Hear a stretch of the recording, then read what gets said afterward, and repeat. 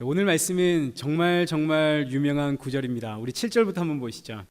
우리 7절부터 말씀을 보시면 구하라 그리하면 주실 것이요 찾으라 그리하면 찾을 것이요 두드리라 그리하면 열릴 것이니라. 너희 중에 누가 아들이 떡을 달라 하는데 돌을 주며 생선 달라 하는데 뱀을 줄 자 있겠느냐. 악한 자라도 좋은 것을 자식에게 줄 줄 알거든 하물며 하늘에 계신 너희 아버지께서 구하는 자에게 좋은 것 주지 않겠느냐. 너무너무 유명한 말씀이고, 이 말씀은 한마디로 기도하라는 뜻입니다.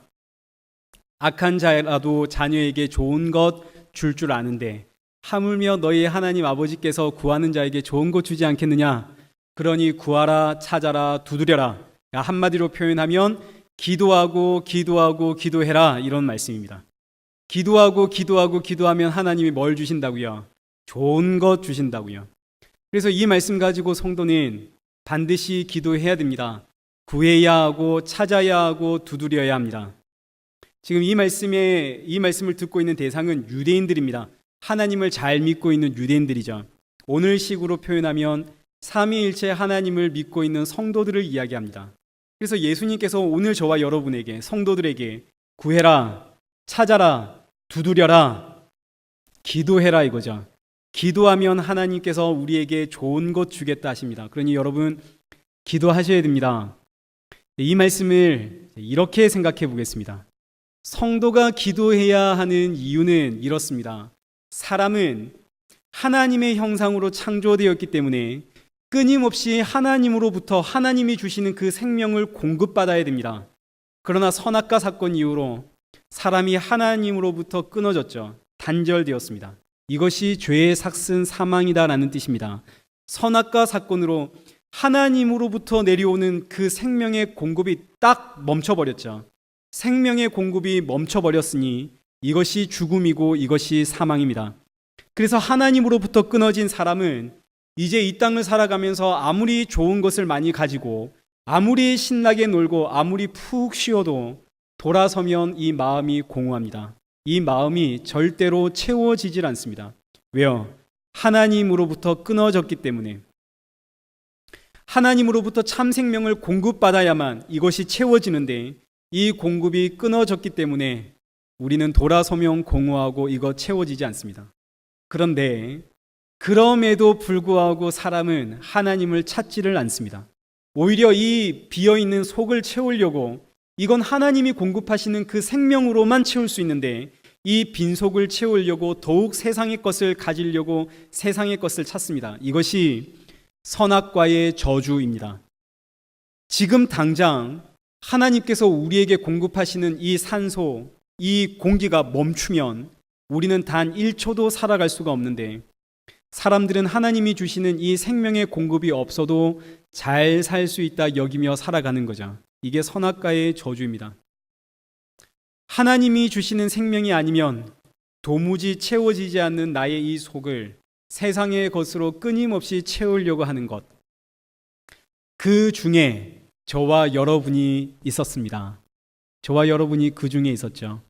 에베소서 2장 3절 말씀을 보시면 이 말씀에 기록된 것처럼 우리는, 저와 여러분은 다 본질상 진노의 자녀였습니다.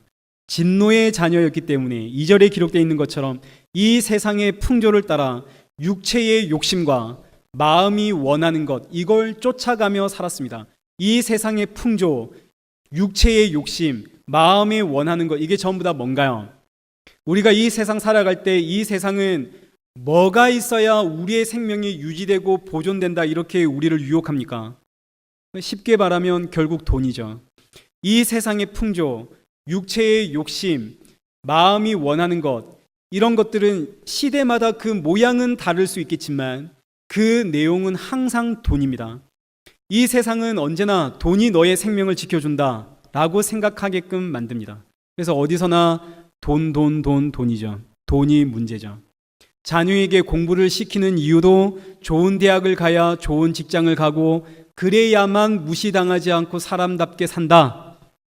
이 세상의 것을 많이 가지면, 잘 살면 그래야만 그것이 너의 생명을 유지시켜준다. 이렇게 착각하며 살도록 하는 것.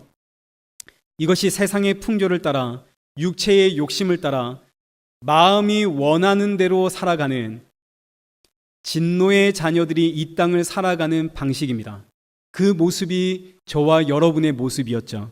그리고 여전히 지금도 이 모습에서 별반 다를 바가 없습니다. 그런데 놀라운 일이 생겼습니다. 나는 전혀 바뀐 것이 없는데 저와 여러분이 이렇게 진노의 자녀일 때에 지금도 여전히 바뀐 게 별로 없는데 4절 이하의 말씀을 보시면 하나님께서 죄와 허물로 죽은 우리를 그리스도와 함께 다시 살렸습니다. 이 말씀이 로마서 5장 8절에서는 우리가 죄인 되었을 때에, 우리가 진노의 자녀일 때에 그리스도께서 우리를 위해 죽으심으로 하나님께서 우리에 대한 자기의 사랑을 확증하셨느니라. 나는 진노의 자녀입니다. 나는 하나님의 생명에는 관심도 없습니다. 지금도 여전히 나는 딱히 변한 게 없습니다. 그런데 이런 내 안에 하나님이 찾아오셔서 하나님의 그 생명을 밀어 넣으셨습니다. 영원한 생명을 사모할 수밖에 없도록 만들어 놓으셨죠. 그래서 성도는 이제 그 영원한 생명을 찾을 수밖에 없고 구할 수밖에 없고 두드릴 수밖에 없습니다. 그래야만 내 속이 채워지거든요. 이게 바로 기도입니다. 하나님으로부터 오는 그 영원한 생명을 구하고 찾고 두드리는 것, 생명을 위해 기도하는 것. 그래서 성도는 기도를 안 할 수가 없습니다. 기도를 안 한다는 말은 나는 생명이 필요 없습니다, 이런 이야기죠. 생명이 필요 없다는 이야기는 하나님이 내 안에 생명을 넣어주지 않아서 그렇습니다. 하나님이 생명 넣어주시면 반드시 성도는 기도하게끔 되어져 있습니다. 너무나 자연스럽게 그 생명을 구하고 찾고 두드리게끔 되어져 있습니다. 그래서 기도는 누가 가르쳐줘서 하는 게 아닙니다. 너무나 자연스럽게 흘러나오죠. 하나님이 내 안에 생명 넣어주신 그 순간부터, 믿음 넣어주시는 그 순간부터 그 생명 구하고 찾고 두드릴 수밖에 없기 때문에 기도는 자연스럽게 나올 수밖에 없습니다. 문제는 단지 우리가 그동안 너무 오랫동안 진노의 자녀로 살아왔기 때문에. 에베소서 2장 3절 말씀 다시 보시죠. 우리는 본질상 진노의 자녀이기 때문에 하나님이 내 안에 믿음을 넣어 주실 때까지 너무너무 오랫동안 육체의 욕심을 따라 육체와 마음이 원하는 그걸 쫓아 살아갔기 때문에, 세상의 풍조에 너무 깊이 물들어 있었기 때문에 하나님이 내 안에 생명 넣어 주셨고, 그래서 영원한 생명을 알게 되었지만 그 영원한 생명과 그동안 내가 이 땅에서 살아오면서 생명이라고 여겼던 것과 자꾸 충돌을 일으키고 자꾸 이걸 혼동하게 되어집니다. 그래서 기도할 때 어떻게 기도가 되어지냐면, 영원한 생명 달라고 하나님께 기도하면서 동시에 내가 생명이라고 여겼던 이 세상의 것들도 함께 달라고 기도하게 되는 거죠. 심지어 하나님께서 영원한 생명을 내 안에 넣어 주셨음에도 불구하고 이 영원한 생명이 뭔지를 잘 모르는 경우가 있습니다. 이 땅에 사니까, 이 땅의 이 세상의 풍조에 휩쓸려서 그래, 내가 잘 되는 것이 생명이지, 하나님도 내가 잘 되길 원하시지, 이러면서 그렇게 살아가는 경우도 참 많이 있습니다. 그래서 오늘 다시 본문 7절 한번 보시면, 구하라, 찾으라, 두드리라. 뭘 구하고 뭘 찾고 뭘 두드려야 하나요? 하나님께로부터 오는 그 영원한 생명을 구하고 찾고 두드려라. 너무나 명확하지 않습니까? 그런데 이 분명한 말씀이 마치 내가 구하기만 하면, 이 세상에서 내가 잘 살기를 기도하기만 하면 내가 구하는 것보다 더 좋은 것으로 이 세상에서 더 잘되게 하나님이 해 주실 것이다 라는 뜻으로 계속 우리에게 들어오게 되어집니다. 그래서 하나님 앞에, 하나님 구하면 주신다고 했지요. 제가 지금 간절히 구하고 있습니다. 하나님 찾으면 찾는다고 하셨지요. 제가 지금 간절히 찾고 있습니다 라고 이 세상의 것 달라고 하나님 앞에 간절히 기도하게 되어집니다. 왜요? 우리는 본질상 진노의 자녀이기 때문에, 우리의 본성입니다. 우리가 진노의 자녀라서 그렇습니다. 그런데 너무너무 중요한 것은 하나님께서 상관없다 하십니다. 우리가 뭘 구하든 하나님은 괜찮다 하십니다. 이거 너무너무 중요한 이야기입니다. 내가 세상의 성공, 돈, 명예, 권력, 여기서 좀 더 잘 먹고 좀 더 잘 사는 것, 이걸 내가 간절히 구해도 하나님은 전혀 상관없다 하십니다. 우리가 뭘 구하든 그 기도의 내용이 무엇이 되었든 하나님께서는 괜찮다 하십니다. 그러니 구하고 찾고 두드려라 하십니다. 왜요? 하나님께서 우리의 본성을 너무나 잘 아시거든요. 우리의 본성은 진노의 자녀입니다. 우리가 이 세상을 안 구하는 것, 그게 이상한 것이지, 성도가 세상을 바라보면서 세상을 원하고 세상을 가지고 싶어 하는 것은 지극히 정상입니다. 너무나 당연합니다. 심지어 하나님께서도 그렇게 기도해도 괜찮다고, 그러니 더 열심히, 더 많이, 더 깊이 구하고 찾고 두드려라 하시는 거죠. 그러니 여러분 열심히 기도하십시오. 제가 여러분에게 지금 분명히 이야기를 드립니다. 여러분 꼭 기도하십시오. 여러분의 마음의 소원, 정말 온 힘을 다해 기도하십시오. 괜찮습니다. 성도에게 허락된 일입니다. 구하십시오. 찾고 두드리십시오. 8절에 있는 말씀처럼 구하는 이마다 받을 것이고 찾는 이마다 찾을 것이고 두드리는 이에겐 열립니다. 성도가 기도를 안 하는 것이 문제지 기도하는 것은 조금도 문제가 되지 않습니다.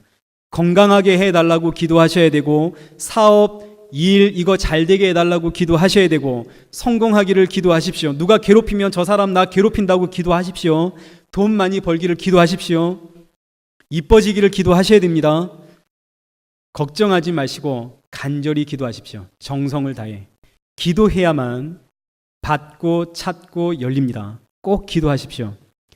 그 내용이 무엇이든 상관없습니다. 담대하게 기도하십시오. 근데 목사님, 그동안 이런 기도를 목사님이 중언부언 기도라 했고 이방인의 기도라고 하지 않았습니까? 그럼 오늘 왜 다른 말 하십니까? 제가 다른 말 하는 게 아닙니다.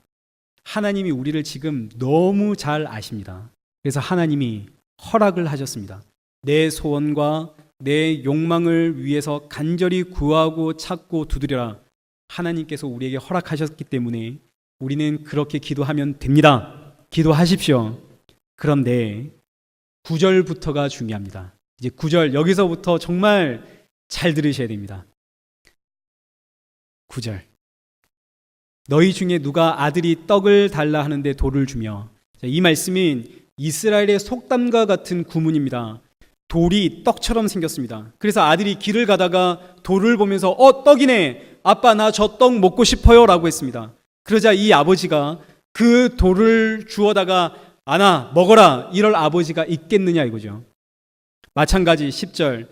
생선을 달라는데 뱀을 줄 사람이 있겠느냐. 갈릴리 호수에 뱀처럼 생긴 생선이 있었답니다. 뱀장어, 허군, 먹을 수 있는 물뱀 이런 거겠죠. 길을 가다가 아들이 뱀을 봤습니다. 독사입니다. 그런데 그걸 보니까 생선하고 똑같이 생겼습니다. 저거 먹겠다고 하는데, 저거 먹으면 죽는데, 독뱀인데, 근데 아들이 그거 달라고 했다고 그 뱀 잡아주면서 자 먹어라 이럴 아버지가 있겠느냐 이거죠. 11절. 악한 자라도 아들이 돌을 보면서 떡인 줄 알고 돌 달라고 하면 돌이 아니라 진짜 떡을 주고, 아무리 악한 자라도 아들이 뱀을 보면서 생선인 줄 알고 뱀 달라고 하면 진짜 생선을 갖다 주는데, 하물며 하늘에 계신 아버지께서 구하는 자에게 좋은 것 주지 않겠느냐. 우리가 밤낮 하나님 앞에 구하는 게 뭔가요? 우리는 본질상 진노의 자녀이기 때문에 밤낮 달라고 하는 것은 돌이고 뱀입니다. 우리는 진짜 그게 생명인 줄 알고 이 돌과 뱀이 세상에서의 성공이고 명예고 권력이고 건강이고 돈이고 지금 내가 처해 있는 상황이고 내가 처해 있는 이 환경들입니다. 이게 진짜 하나님 경제 살려주십시오. 하나님 이 문제 해결해 주십시오. 그래야 제가 삽니다. 그런데 하나님께서 이걸 우리에게 주시면 어떡할까요? 이건 먹을 수 있는 생선이 아닙니다. 이건 독을 가득 품고 있는 뱀입니다. 이걸 먹으면 사는 게 아니라 죽습니다. 아무리 악한 자라도 뱀 달라고 하는 자녀에게 진짜 생선 주는데, 하물며 하나님 아버지께서 자기 자녀들이 이게 생선인 줄 알고 뱀 달라고 할 때 하나님께서 어떻게 하실까요? 하나님께서 당연히 진짜 생명 우리에게 주지 않겠습니까? 이게 오늘 본문의 이야기입니다. 구하는 자, 찾는 자, 두드리는 자에게 정말 좋은 걸 주신다는 뜻이죠. 여러분, 이게 얼마나 놀랍고 감사한 일인지, 얼마나 엄청난 은혜인지 우리는 마땅히 구해야 할 것이 뭔지를 모르며 살아갑니다. 우리는 본질상 진노의 자녀이기 때문에 내가 생각하는 생명, 내가 원하는 좋은 것, 그거 달라고 기도할 수밖에 없는 인생입니다. 그런데 그건 독을 품고 있는 뱀입니다. 그걸 주면 우리가 사는 게 아니라 우리가 죽습니다. 그래서 하나님은 내가 뭘 구하든지 간에 진짜 좋은 바로 그 영원한 생명을 나에게 넣어주십니다. 얼마나 놀라운 은혜인지. 기도하면 무엇을 구하든 무엇을 찾든 무엇을 두드리든 기도만 하면 내가 너에게 영원한 생명 넣어줄게. 이 이야기를 하시는 거죠. 그러니 여러분, 마음 놓고 하나님 앞에 기도하십시오. 무엇이든 하나님 앞에 기도하십시오. 기도할 때마다 놀랍게도 하나님이 우리에게 영원한 생명을 채워주십니다. 그러면 하나님이 주시는 이 좋은 것, 이 영원한 생명이 무엇인가? 우리 이거 살펴보아야겠죠. 누가복음 11장 9절 말씀을 보시죠. 똑같은 말씀이 등장을 합니다. 똑같은 말씀인데 마태복음은 유대인을 위해서 기록된 성경입니다. 그래서 유대인들은 하나님으로부터 오는 좋은 것이라고 하면 그게 영원한 생명, 성령을 이야기하는구나 다 알고 있었습니다. 그러나 이방인들은 하나님이 주시는 좋은 것이라고 하면 그게 뭔지를 모릅니다. 오늘 우리처럼 우리에게 좋은 것 주신다 그러면 우리는 다 저마다 유대인들이 아니기 때문에 다 자기 생각에 좋은 것을 떠올리고 그걸 원하게 되어집니다. 그래서 이 이방인들을 위해 기록된 누가복음은 이 좋은 것이 무엇인지를 아주 딱 분명하게 말씀을 하고 있습니다. 같은 본문인데 이제 9절부터 보시죠. 내가 또 너희에게 이르노니 구하라 그리하면 너희에게 주실 것이요 찾으라 그러면 찾아낼 것이요 문을 두드리라 그러면 너희에게 열릴 것이니 구하는 이마다 받을 것이요 찾는 이는 찾아낼 것이요 두드리는 이야기는 열릴 것이니라. 11절 너희 중에 아버지 된 자로서 누가 아들이 생선 달라 하는데 생선 대신에 뱀을 주고 12절 알을 달라 하는데 정갈 주겠느냐. 전갈이 몸을 둥글게 말면 작은 새알처럼 보인답니다. 그래서 아들이 그게 새알인 줄 알고 저거 달라고 하는데 저건 알이 아니라 정갈이죠. 물리면 죽습니다. 그런데 정갈을 그 아들에게 줄 아버지가 어디에 있겠습니까? 그 이야기를 하는 거죠. 그래서 13절 너희가 악할지라도 좋은 것으로 자식에게 줄 알거든 하물며 너희 아버지께서 구하는 자에게. 우리는 뭘 구한다고요? 우리는 세상을 구합니다. 세상에서 그저 건강하게 잘 먹고 잘 살고 행복하게 살길, 우리는 그게 영원한 생명인 줄 알고 우린 그걸 구하죠. 근데 그건 정갈입니다. 먹으면 죽습니다. 그래서 하늘 아버지께서는 구하는 자에게, 전갈을 구하는 자에게, 자기 백성에게 뭘 주신다고요? 성령을 주십니다. 얼마나 놀랍습니까? 여러분, 뭐든지 구하십시오. 돈이 필요하십니까? 열심히 돈 달라고 하나님께 기도하십시오. 지금 해결해야 할 문제가 있으십니까? 정말 온 힘을 다해 하나님 앞에 구하고 찾고 두드리십시오. 그럼 하나님이 어떻게 하신다고요? 문제 해결이 아닙니다. 문제 해결이 아니라 성령을 주십니다. 참 생명을 주십니다. 영원한 생명이 뭔지 알게 하겠다라는 뜻입니다. 얼마나 놀라운 은혜인지. 나는 늘 이 땅에 살아가면서 이 땅의 풍조를 따라 썩을 것, 죽을 것, 사라질 것, 이것 때문에 너무너무 속상하고 이것 때문에 너무 힘들고, 그래서 하나님께 하나님 이 문제 좀 해결해 주십시오라고 구하는데, 하나님은 이런 나에게 진노와 심판을 내리는 것이 아니라 내가 이렇게 간절히 기도할 때마다 나에게 뭘 주신다고요? 성령, 영원한 생명 주신다는 거죠. 그러니 뭐든지 구하고 찾고 기도하십시오. 하나님이 성령 주십니다. 이게 성령의 충만입니다. 내가 예수님을 믿게 되어질 때, 하나님께서 내 안에 믿음 넣어주실 때, 그때 이미 성령은 내 안에 들어오셨습니다. 그런데 이 세상의 풍조 때문에 내 안에 계신 성령이 보이지 않고 세상이 보입니다. 그래서 나는 이 세상 달라고 간절히 기도하는데 너무나 역설적이게도 내가 세상 달라고 기도할 때마다 오히려 내 안에 계신 성령이, 그 영원한 생명이 충만해진다는 것이 오늘 본문의 이야기입니다. 성령은 그리스도의 영입니다. 그러니 성령이 충만하면 어떻게 될까요? 예수 그리스도와 십자가가 내 안에 충만해지겠죠. 이것이 바로 기도할 때, 구하고 찾고 두드릴 때 하나님께서 우리에게 넣어주시는 좋은 것입니다. 하나님께서 우리에게 좋은 것 넣어주시면 내 안에 예수 그리스도와 그의 십자가가 충만해지는 거죠. 요한복음 16장 6절부터 한번 보시죠. 예수님께서 십자가의 죽음을 제자들에게 말하자 제자들의 마음에 근심이 가득해졌습니다. 그러자 예수님께서 7절에 이렇게 말씀하시죠. 내가 너희에게 실상을 말하노니 내가 떠나가는 것이 너희에게 유익이라. 내가 떠나지 아니하면 보혜사가 너희에게로 오지 아니할 것이요 가면 내가 그를 너희에게 보내리니 내가 성령을 보내리니.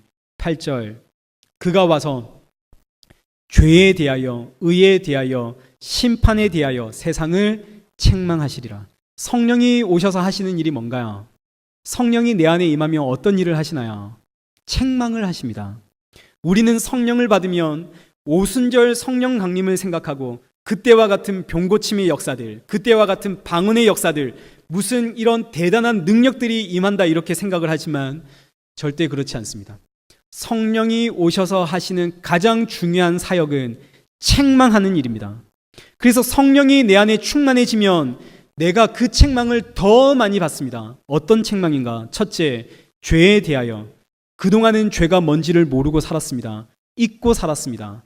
그런데 성령이 오시니까 죄에 대해서 책망을 하시는데 9절 죄에 대하여라 함은 그들이 나를 믿지 아니하며 예수님을 믿지 않는 것이 죄입니다. 그러면 다시 구하고 찾고 두드리는 자에게 하나님이 뭘 주시나요? 성령을 주시죠. 그래서 기도하다가 하나님이 내 안에 성령을 충만하게 하시면 죄를 알게 되는데, 죄를 알게 되니까 내가 지금 그동안 예수 안 믿고 이 세상 살고 있었구나. 내가 그동안 세상 의지하고 살고 있었구나. 그래서 기도하다가 내가 구하고 찾고 두드리는 이 모든 기도의 제목들이 나는 이것들이 나를 살리는 줄 알았는데 여기에 진짜 생명이 있는 것이 아니구나. 이건 죄구나. 그래서 주님, 나는 죄인입니다. 저에게 영원한 생명은 이 세상이 아니라 예수 그리스도 당신뿐입니다. 저는 이 세상의 것 다 없어도 예수님이면 됩니다. 이것이 구하고 찾고 두드리는 자에게 좋은 것, 성령이 임한 성령 충만의 모습입니다. 둘째, 기도하면, 구하고 찾고 간구하면, 두드리면 성령이 임하는데 그 성령의 책망을 받으면 10절에 있는 것처럼 의에 대하여라 함은 내가 아버지께로 가니 너희가 나를 다시 보지 못하며 예수님이 보이지 않기에 책망을 받는다는 이야기입니다. 이 땅의 의는 오직 예수 그리스도뿐이죠. 우리 그동안 쭉 살펴봤습니다. 율법 외에 나타난 하나님의 한 의, 곧 예수 그리스도. 예수님이 한 의입니다. 그 의를 붙잡고 살아야 됩니다. 그런데 그 예수 그리스도가 내 눈에 보이지 않고 자꾸 내 눈에 이 세상이 보이고 나의 행위가 보이고 내 안에 의로움이 드러나고 성령이 나를 책망하시는 거죠. 그래서 내가 간절히 구하고 찾고 두드리다가 성령이 임하면 어떻게 됩니까? 내가 구하고 찾고 두드리는 모든 내용들 안에 예수님이 없었구나. 난 정말 죽을 죄인이구나. 그래서 누구를 본다고요? 예수님을 보게 되는 거죠. 셋째, 11절 심판에 대하여라 함은 이 세상의 임금이 심판을 받았습니다. 나는 지금 이 세상을 구하고 찾고 두드리고 있는데 성령이 임하면, 그래서 성령의 책망을 받으면 그렇구나. 이 세상은 이미 심판받은 세상이구나. 그런데 나는 지금 이 심판받은 세상에 썩어질 것, 사라질 것, 그리고 죽은 것, 이거 나는 달라고 구하고 있었구나. 썩지 않을 영원한 나라는 예수 그리스도의 나라구나. 이걸 깨닫게 된다는 이야기입니다. 그래서 구하고 찾고 두드리면 하나님께서 나에게 성령을 주시고 그 성령이 충만하여 그 성령이 나를 책망하면 내 눈에 누가 보인다는 이야기인가요? 예수님이 보인다는 이야기입니다. 오늘 본문이 바로 이 이야기를 하는 거죠. 기도하는 자는, 성도는 어떤 기도의 제목이든 간에 하나님 앞에 기도하셔야 됩니다. 그러면 하나님께서는 나에게 참 생명이신 예수 그리스도를 보게 하겠다 하십니다. 이게 하나님이 우리에게 주신 약속입니다. 그러니 사랑하는 성도 여러분, 기도하십시오. 그 기도의 내용이 뭐가 되었든 전혀 문제되지 않습니다. 괜찮습니다. 저에게도 어떤 기도의 제목이든 부탁하십시오. 우리 함께 기도하십시다. 날마다 순간마다 문제가 생길 때마다, 힘들 때마다, 바쁠 때마다, 정신이 없을 때마다, 누가 미울 때마다 여러분 기도하십시오. 그럼 하나님이 어떻게 하신다고요? 문제 해결이 아닙니다. 성령을 주십니다. 그럼 내 눈에 예수님이 보입니다. 예수님이 보이면 이 상황, 이 형편, 이 문제 앞에 평안이 임하고 안식이 찾아옵니다. 이 문제들, 이 상황, 이거 별거 아니죠. 하나님의 은혜가 내 안에 임합니다. 이걸 경험하라는 거죠.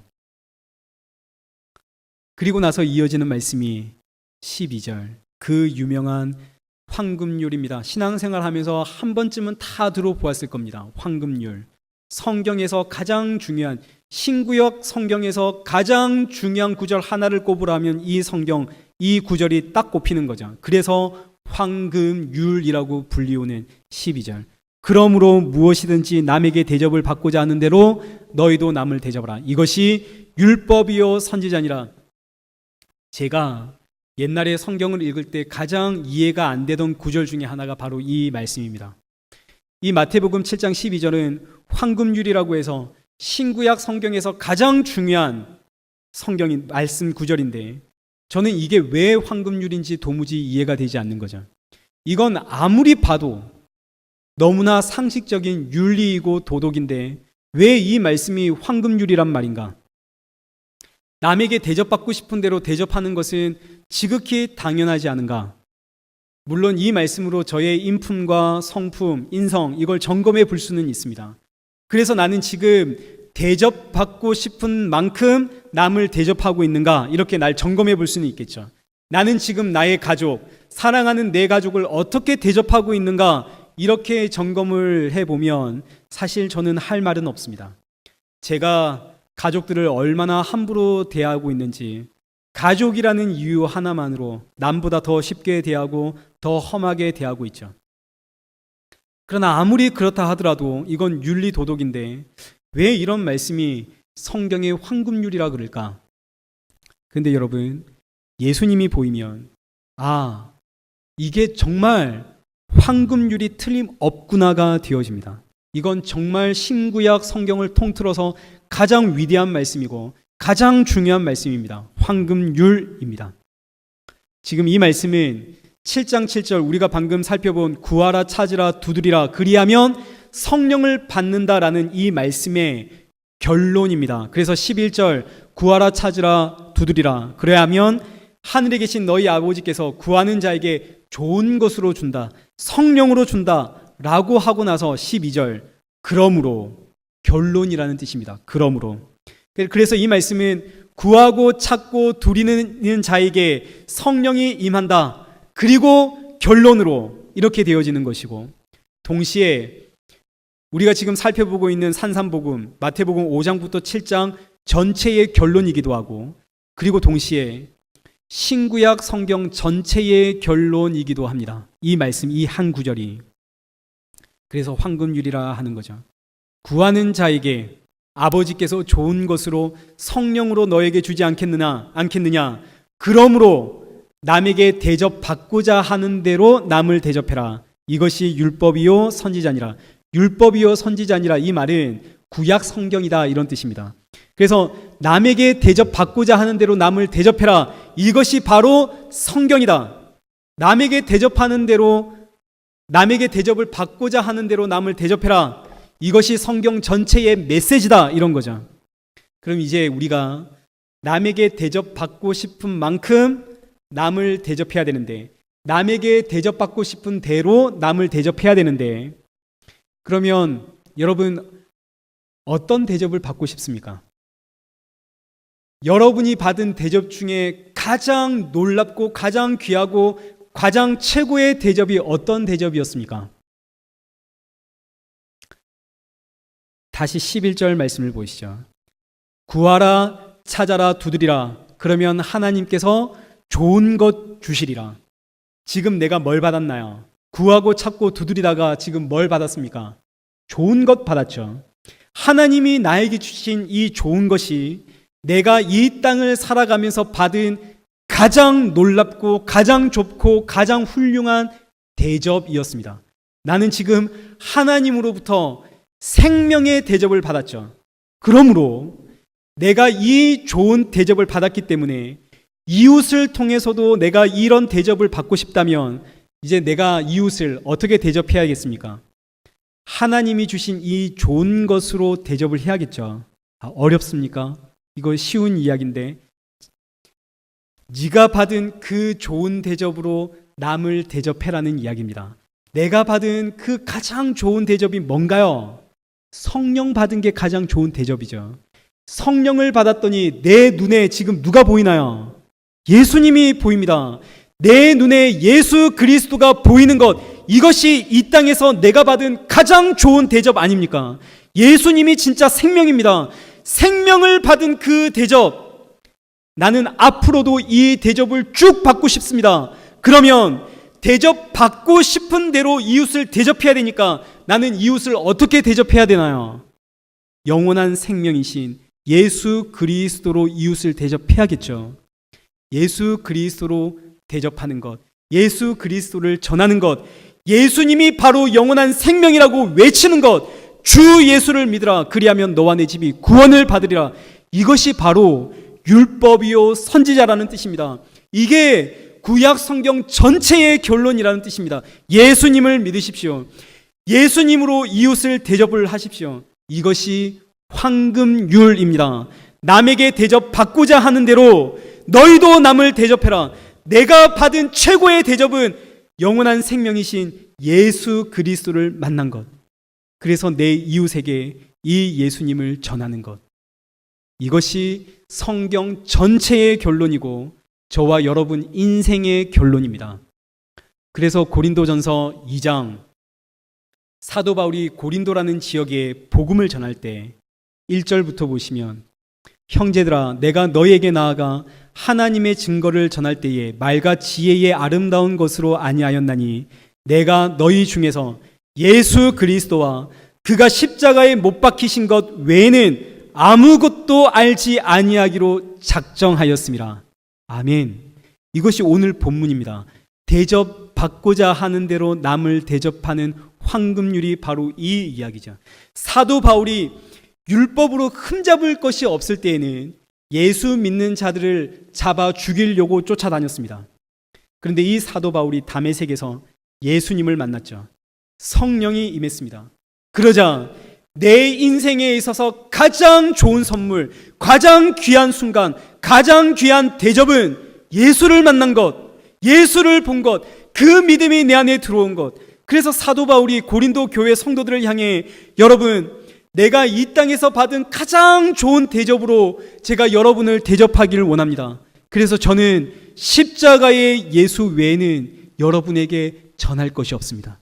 여러분에게 할 말이 없습니다. 이것이 신구약 성경의 결론입니다. 이것이 바로 황금률입니다. 이렇게 전달하고 있는 거죠. 이제 말씀을 정리하겠습니다. 여러분 기도하셔야 됩니다. 기도해야만 내가 받은 가장 귀한 대접이, 내가 이 땅 살아가면서 가장 귀한 대접을 받은 순간이 예수님을 만난 것, 예수님을 믿게 되어진 그 순간이라는 것을 깨닫게 되어집니다. 기도해야만 내가 받은 이 귀한 예수로 내 이웃을 대접할 수가 있습니다. 기도해야만 지금 이 상황과 이 환경과 이 문제 속에서 예수님이 보입니다. 기도를 해야만 내가 그 예수님과 묶여 있다는 사실을 깨닫게 되어집니다. 요한복음 17장 21절 예수님의 고백입니다. 아버지가 내 안에, 내가 아버지 안에. 이것이 하나님과 예수 그리스도의 관계죠. 아버지가 내 안에, 내가 아버지 안에. 그런데 여러분, 기도를 하면 내가 예수님과 묶여 있어서 그 아버지와 아들의 관계 속에 내가 함께 참여되어 있음을 알게 되어집니다. 그래서 그 하나님을 내가 아빠, 아버지라 부르게 되는 거죠. 놀라운 사실을 깨닫게 되어집니다. 기도할 때. 이 은혜가 얼마나 놀랍고 큰지, 예수님과 함께 묶여서 하나님을 아버지라 부리는 이 놀라운 관계, 기도해야 깨닫습니다. 이 관계를 깨닫게 되어질 때 우리 안에는 사도 바울처럼 이 고백이 터져 나올 수밖에 없는 거죠. 로마서 8장 35절. 누가 우리를 그리스도의 사랑에서 끊으리요? 환난이나 공고나 박해나 기근이나 적신이나 위험이나 칼이랴. 38절. 내가 확신하노니 사망이나 생명이나 천사들이나 권세자들이나 현재의 일이나 장래의 일이나 능력이나 높음이나 깊음이나 다른 어떤 피조물이라도 우리를 우리 주 그리스도 예수 안에 있는 하나님의 사랑에서 끊을 수 없으리라. 아멘. 이 세상 두려워할 이유가 없습니다. 그 무엇도 예수 안에 있는 하나님의 사랑에서 우리를 끊을 수가 없습니다. 여러분, 기도를 통해 날마다 순간마다 이 놀랍고 복되고 귀한 은혜를 경험하시는 저와 여러분 되시길 축원합니다.